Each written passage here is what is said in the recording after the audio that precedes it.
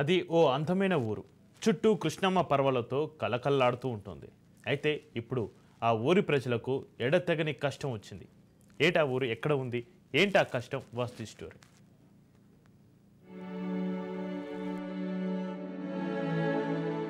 ఏడికేడు తరుగుతున్న పాత ఎడ్లంక.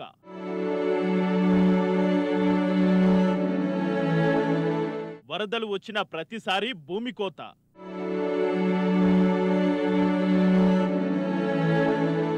ఇప్పటికే కనుమరుగైన 20 ఎకరాల భూమి.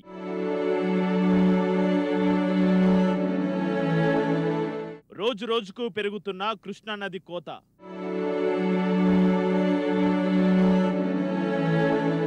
వంతెన నిర్మించిన ప్రయోజనం శూన్యం.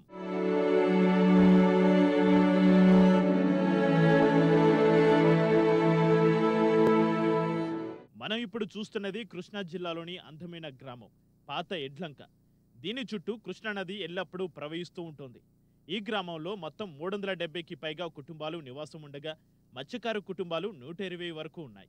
అయితే ప్రస్తుతం పాత ఎడ్లంక కనుమరుగవుతుందా అంటే ఎలాంటి సందేహం లేదని ఇక్కడి పరిస్థితులు చెబుతున్నాయి. గ్రామంలోకి రావాలంటే ఉన్న కజ్వే కూడా శిథిలమవడంతో వరదలు వచ్చిన వెంటనే రాకపోకలు ఆగిపోవడం, విద్యార్థులు సైతం పడవలపై స్కూళ్లకు వెళ్లడం పరిస్థితికి అద్దం పడుతోంది.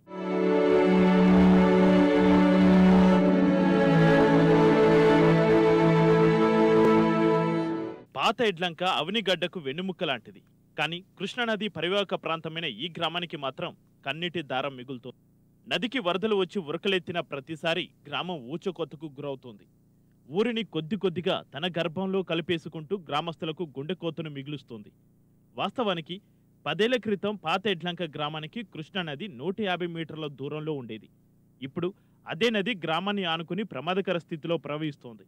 ఫలితంగా ఏడికేడు 10 నుంచి 15 మీటర్ల మేర గ్రామం కోతకు గురవుతుంది.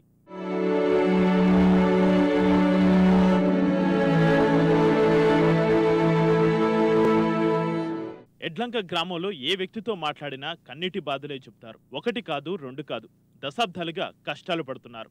కళ్ళ ముందే తమ గ్రామం నదిలో కలిసిపోతుంటే చూస్తుండడం తప్ప ఏమీ చేయలేని నిస్సహాయ స్థితిలో ఉన్నారు. అయినా సరే ఊళ్ళోనే ఉందామనుకుంటే ఎక్కడ తాము కూడా నదిలో కలిసిపోతామనే భయం వెంటాడుతుండగా బయటకు రావాలంటే కజ్వే శిథిలావస్థకి చేరడంతో ఆందోళన చెందుతున్నారు.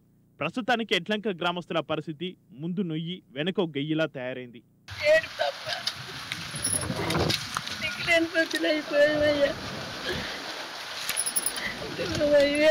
ఇంకేం మిగిలింది మాకు. చట్నీ సేవతోటి ఉండేవాడు, కాయకమ్మతోటి ఉండేవాడు. అల్లాడన్నీ మాట్లాడిపోయాయి. ఏడు తప్ప ఇంకేం మిగిలింది? ఏ మహారాజన్నా ముసలికి ఏం క్యాన్సర్, నాకేం పచ్చిపోత వచ్చేసింది, ఇల్లు అడిపోతాం. మళ్ళా బాగోలేదు. ఇప్పుడు వేసుకుని రాళ్ళు కొట్టుకున్నా, వేదనాలు కన్నీ తేలాలి పని ఏమీ లేదు. నాకు కొన్ని పైసలు, నా కొడుకు తెచ్చి పెట్టుకొని బాగోలు కొన్ని టాబ్లెట్ చేపించుకున్నా. ఏమి లేవు, ఇల్లు కట్టుకుంటే ఏమి లేవు. గుర్తు ఉండే గడిగడ చలి వస్తుంది.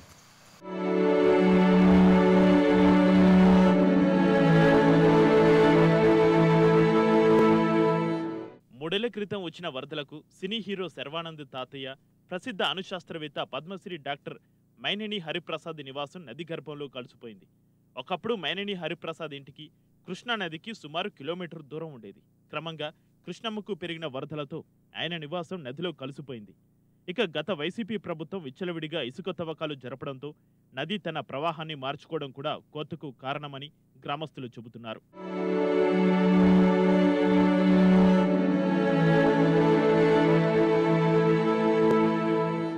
ఎడ్లంకకు వెళ్లడానికి నదిపై వంతెన నిర్మిస్తామని అప్పటి ఎమ్మెల్యే సింహాద్రి రమేష్ బాబు హామీ ఇచ్చారు.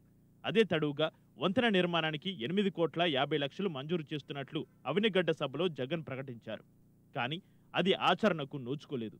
ప్రస్తుతం కూటమి ప్రభుత్వ ఎమ్మెల్యే మండలి బుద్ధప్రసాద్ వంతెన నిర్మాణం కోసం 11 కోట్ల రూపాయలతో ఎస్టిమేషన్ వేయించి సీఎం దృష్టికి తీసుకెళ్లారు. అలాగే గ్రామం చుట్టూ రివిటిమెంట్ వాల్ నిర్మాణం చేపట్టాల్సిన అవసరం ఉందన్నారు. దీంతో ఎడ్లంక గ్రామస్తులు కూటమి ప్రభుత్వంపై గంపడాసులు పెట్టుకున్నారు.